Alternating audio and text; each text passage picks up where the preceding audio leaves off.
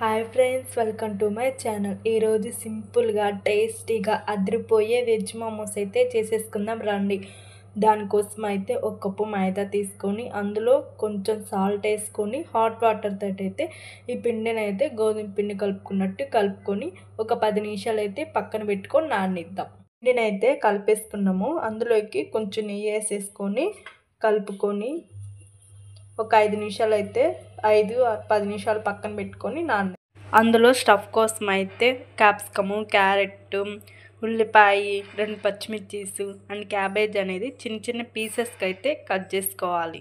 ఇప్పుడు వీటన్నిటిని అయితే లైట్గా అయితే ఫ్రై చేసుకుందాం. వెల్లుల్లి లైట్గా వేగిన తర్వాత ఆనియన్స్ కూడా వేసేసి వేయించేసుకుందాం. వేగుతున్న దీంట్లోకి అయితే కొంచెం సాల్ట్ అనేది వేసుకుందాము. 2 మినిట్స్ అనేది ఇలా వేగిన తర్వాత కొంచెం అనేది మిరియాల పొడి అనేది వేసుకోండి. టేస్ట్ చాలా బాగుంటుంది.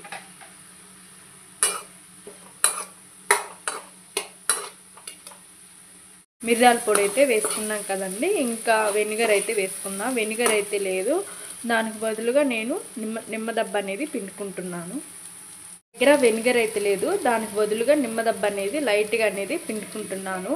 తడి అనేది అబ్జర్వ్ చేసుకునేంత వరకు వీటిని అయితే ఫ్రై చేసుకుందాం. అప్పుడే మోమోస్ అయితే చాలా బాగా వస్తాయి.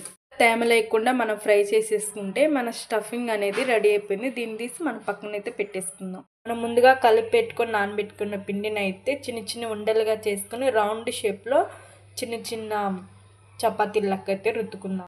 స్టఫ్ అనేది దీంట్లో పెట్టుకొని ఇలా చిన్నగా హోల్ చేసుకుంటూ మోమోస్ ఆకారంలోకి అయితే చేసుకుంటాం.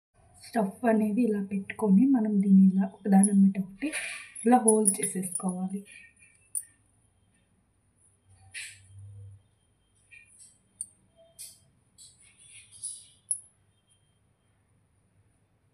చూడండి, ఇలా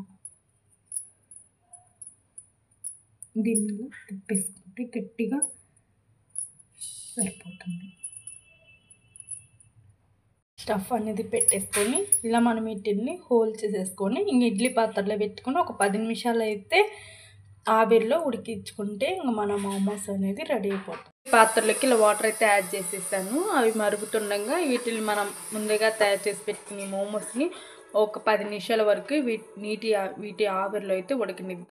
వేడిగా అయితే వెజ్ మోమోస్ అయితే రెడీ అయిపోయినాయి.